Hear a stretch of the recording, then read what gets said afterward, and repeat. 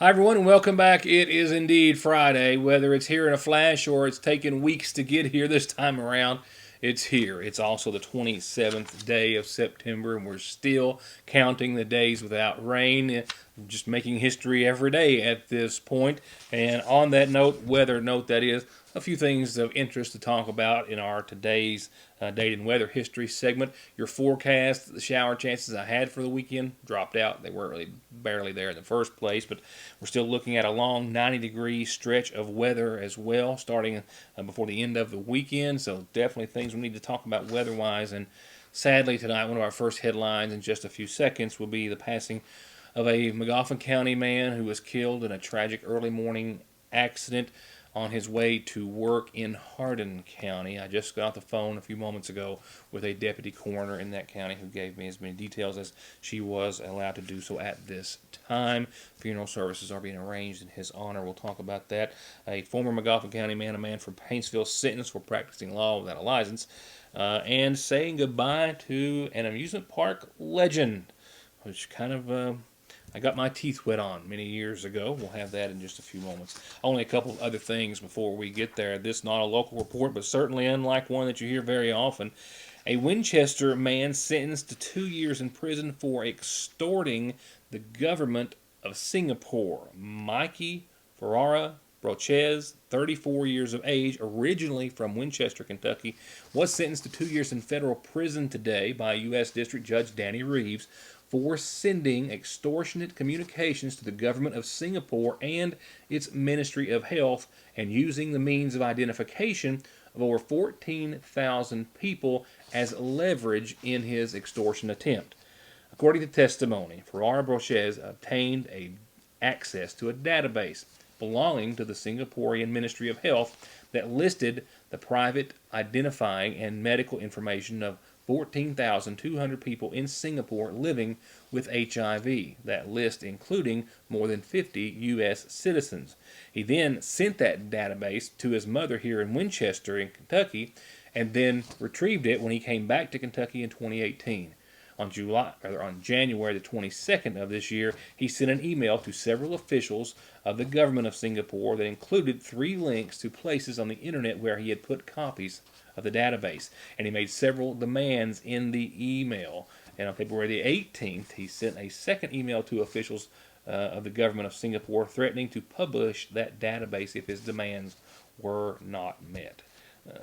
Apparently his demands weren't met. It was not published, and now he has been sentenced to once again 2 years in federal prison for his acts. Well, I guess this would have been a calendar announcement, but it's lying here next in order. So just a reminder for all parents of North Magoffin Elementary. It's a couple of weeks away. Well, technically 3 weeks away, I guess. But Red Ribbon Week is coming up. I'll put it on the calendar when it gets a little bit closer. But that's, of course, when they wear red to kick off Red Ribbon Week on Monday. And then camo, and then hats, and then a superhero T-shirt. Wear a Panther shirt on Friday. And Red Ribbon Week, of course, because it matters to say no to drugs. And that's at North Magoffin, once again, October the 21st. That's all I have for this segment. We will take a brief break. Let these folks know you're watching every chance you get. When we come back, we'll talk with the deputy coroner of Hardin County about the passing of a Magoffin County man early this morning. SSI and disability cases are harder to win these days. You need all the help you can get. If the government has turned you down, I will not. Many factors are considered when a claim is being processed, like your age, education, physical, and mental disabling conditions.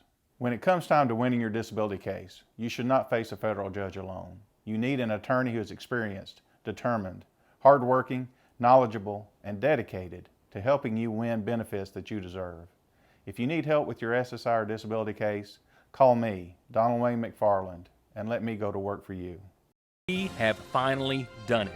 After years and years of extensive testing, we not only invented the chicken sandwich, we have perfected the chicken sandwich. Come and try it and love it with a big, famous dipped breast strip, pickles and mayonnaise, or however you like it fixed. And if you like, make it a double. Just make your way to Lee's to get it and grab a cookie while you're there.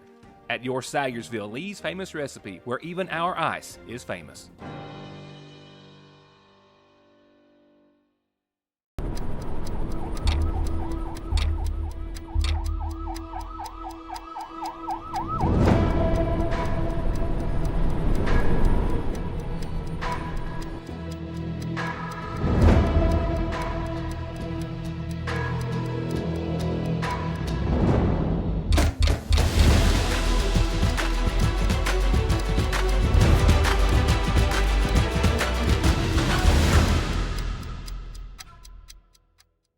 Getting the best deal on the best tires with the best service has never been easier. Just log on to ConleyTire.net, check out the latest rebates, sales, and promotions, pick out the tires you want, and email, call, or come by. For huge savings from the family who's been proudly serving the area for over 32 years. Conley Tire in Staffordsville, 297-2424. It was right around 12 hours after spending the evening with his son and family here on the high school football field for football night for the 8th grade of the Harold Whitaker Middle School last night that a Magoffin County man was killed in a tragic accident this morning on his way back to work. It was actually the second of two fatal accidents in Hardin County this morning. I-65 southbound has been shut down since early this morning, since the overnight at around 1:30, and at last report from a viewer who was actually coming through the area just a few moments ago at around 5 o'clock, it was still virtually at a standstill. The first accident happened, as I understand, around 1:20 this morning. It involved 6 semis and a passenger vehicle, a serious crash near Sonora. All I know is that that was a fatal crash. The number of fatalities, how it happened, other details I do not have for that crash. But about 5 miles from that location, there was another, actually the second of many crashes throughout the day, but these are the only two that are fatal that I know of. The first crash, fatal. Officials had not said how many people were killed, but a second crash that we want to talk about tonight, that we have to talk about tonight, was near the 83-mile marker. It happened while crews were still working the scene of that first accident. Deputy Coroner Shanna Norton confirmed to me via this telephone conversation just a few moments ago the identity of the Magoffin County man who died, he being 42-year-old Mickey Williams of Sagersville. We had made notification to Mr. Williams' wife. She had stated that he was at home last night with his family and that he had left sometime this morning to travel to work. I know that the company he does work for is out of Memphis, Tennessee, but I am unsure what location he's actually heading to.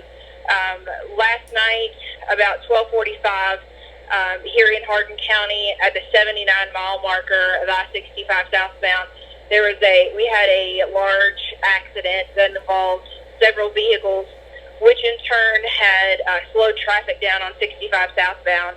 Around 7 o'clock this morning, Mr. Williams was traveling southbound, and for unknown reasons, he ran into the back of a semi-truck at the 83-mile marker, which is the Upton exit. We are unsure if Mr. Williams just did not see that traffic was slowed and stopped. He was the only occupant of the vehicle, and we are investigating this fatality with the Kentucky State Police Post 4 out of E-Town. This photograph of Williams taken just last night at the Harold Whitaker Middle School's 8th grade football night alongside his younger son and wife, after which he was returning back to work early this morning. Arrangements are incomplete at this time, but to be made at the Magoffin County Funeral Home over the course of the evening and or weekend. Norton also tells me that there's been a serious number of other accidents related to all of that traffic throughout the morning and afternoon. Thus far, those the only two fatal that we know of. And as far as also, I still know arrangements still being made locally here in regards to funeral services for Mr. Williams. Should I have those before our obituary listings, we'll have those on air in just a few moments. With that said, I'll be right back after these words. At Sagersville National Bank, they know your house is much more than your home. It's an investment, and for many of us, the biggest we'll ever make. And whether it's for needed repairs and maintenance, or a new addition or renovation to give you some more room and more equity, let Sagersville National Bank deal with all the financial work and worry. Real and real competitive, hometown, homegrown, home improvement loans at Sagersville National.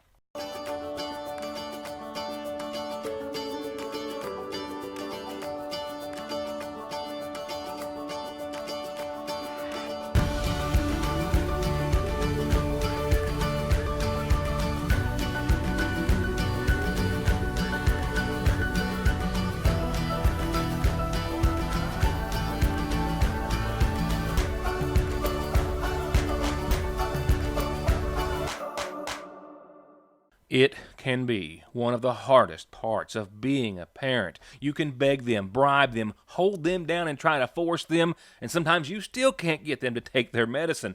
Well, problem solved at Parkway Pharmacy with Flavor X. Let your kids customize their medicine with some of the best flavors that really do taste great, and it's totally free with your child's prescription at Parkway Pharmacy. So stop the suffering, theirs and yours, for free, and get your Flavor X flavored medicines at Parkway Pharmacy in Salyersville. Already sentenced to 10 years, authorities added another year to run alongside that to a former Magoffin County man who was charged with practicing law without a license. Matthew Owens of Painesville, 45 years of age, formerly of Magoffin County, pled guilty to practicing law without a license in Johnson County Circuit Court this past week. He had actually filed or written several motions pertaining to one of his own legal cases, which is legal in the state of Kentucky. However, officials say that he also wrote several documents in another case claiming that they were being written by his wife, signing her name to those papers without her knowledge. He was, however, according to other reports, letting her know by writing her a letter at some point indicating that that's what he had done. But authorities who prosecuted the case essentially say that you cannot represent someone without being licensed to do so in the state of Kentucky, that being called practicing law without a license. So we got a year for that charge. That year is going to run concurrent with a current 10-year sentence that Owens is serving in a case which we covered previously going back to this past August. You may recall that he and another man, Jason Millette, had escaped authorities at the Big Sandy jail, fled through Painesville to Paulby Hall, where they were taken to the Paulby Hall Medical Center, actually in all escaping, I think, 3 times, and also burglarizing a home in an effort to try to elude authorities on that day before finally being apprehended and taken back to jail. He got 10 years for that case, in which he was charged with wanton endangerment and first burglary and escape and fleeing and evading and criminal mischief and a host of other charges, and this year will run concurrent with that 10-year sentence. He is said to be eligible for parole in 4.5 years. Now it's time to go to our community calendar. Still more headlines to come. It starts off with a couple of birthdays. One not on camera tonight is one in my heart. Andrew turning 17 this Sunday. If that is as shocking to you as it is me, I'm not surprised. But indeed, happy birthday to my boy, and also happy birthday to a couple of other folks this Friday. So with that, more birthday wishes tonight, and from a whole lot of family and friends and your husband and the kids and we too. Happy birthday wishes tonight goes out to Diane Rudd. Diane, happy birthday to you. Happy 13th birthday to Eli. That's Eli Howard. Love the fam and the friends, Eli. Happy 13th birthday to you. Happy birthday to you both. Going on, a couple of quick reminders on the calendar. The Conserving Energy class, free for everyone, and everyone can learn how to conserve energy, I think, and save money and do more this coming Monday. So I won't see you again before it happens. 1:30 at the Big Sandy Area Community Action Office, right across from the Justice Center, catty corner from the newsroom here in downtown Salyersville. Revival starts Sunday night at 6 at the Salyersville First Baptist Church, and then it's Monday and Tuesday nights at 7. Revival and Homecoming at the Half Mountain Church tonight at 7, tomorrow night at 7, Sunday at 10:30. Those are your invitations to join them for those services and events, and they hope that as many of you will as you can. And the DAV wants all veterans, not just DAV members, but all veterans from Magoffin and the surrounding county area to join them for their regular meeting next week on Thursday at 6 at the Lloyd M. Hall Community Center, and the VA clinic will be giving out flu shots an hour before, starting at 5. And our calendar is always open for you, whatever your announcement is for your church, nonprofit group, organization, and birthdays and anniversaries, they're free too.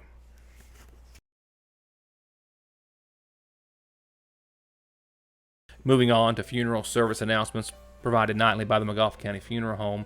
42-year-old Mickey Williams of Salyersville passed away earlier this morning.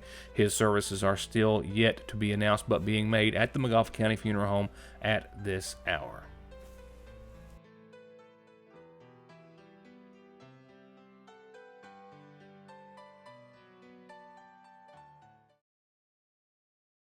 You're going to absolutely fall in love with all the new arrivals at the seasonal shop, from all the autumn colors and styles in ladies' designs, shoes and accessories, Charlie Page, Mud Pie, you know the name brands, to jewelry, Simply Southern, Natural Life, caps, cups, and more, to rooms of home decor. And all you'll need to decorate for the fall and Halloween seasons, plus everything from coffees to candles. But hurry, because everything Christmas is already arriving daily and will be out soon, and fall will be gone before you know it. At Fraser's Prater Drugs Seasonal Shop in downtown Sayersville.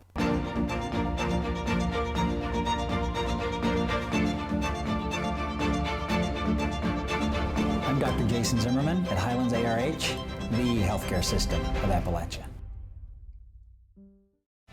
From brakes, exhaust, suspension, fluid changes, to expert collision and auto body, to turning your 4x4 or diesel from mild to wild, get real auto maintenance, paint, and repair at Black Smoke Performance in Dixie of Sayersville.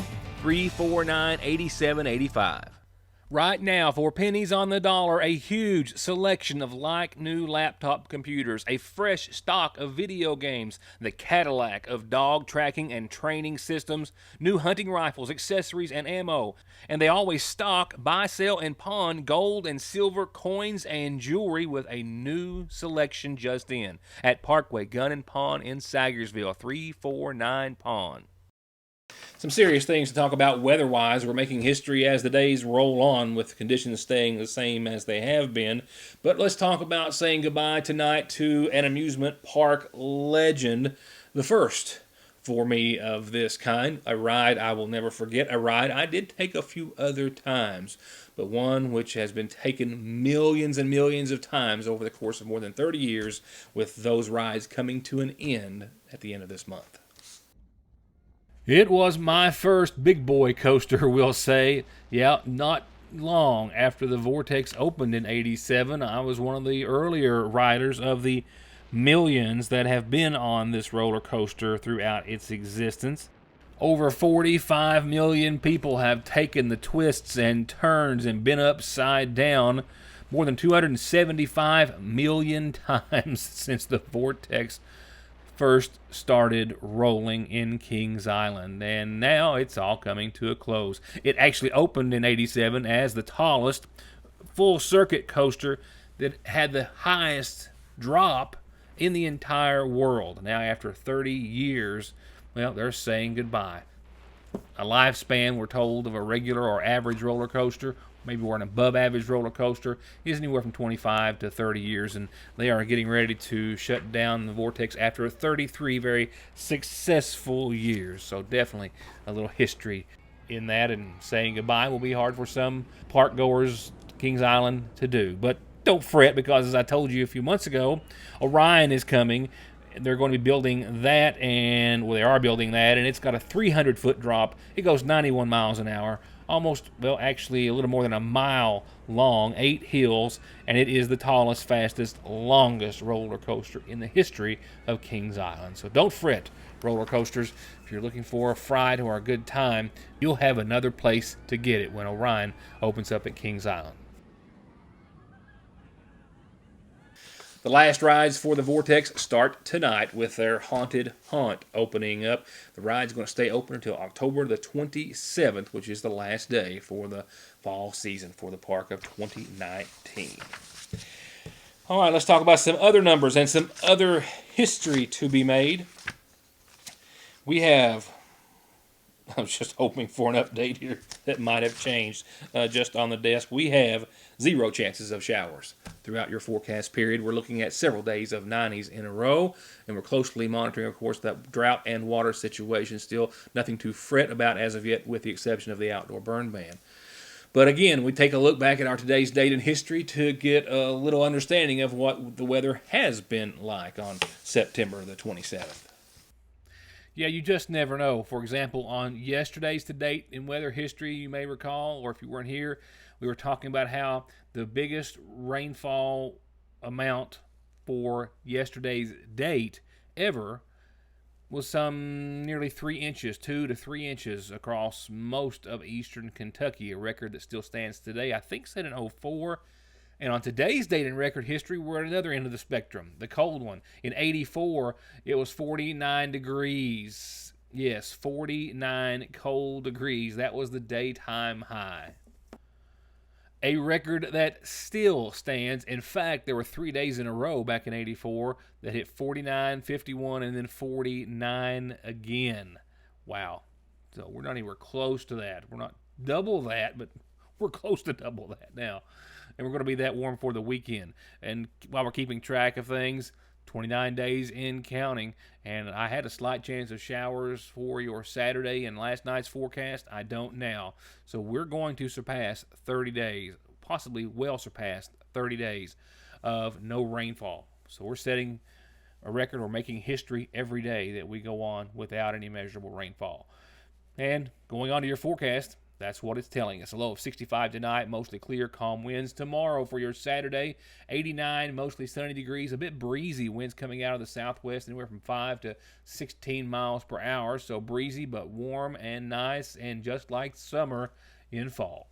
And Sunday and Monday, warmer still. We're still looking at the 90s to come back into play. 91 expected on your Sunday. Mostly sunny, mostly clear. No really wind to speak of, but definitely hot temperatures. Monday, practically a bookend, as we'll see 91 and 68, sunny and mostly clear.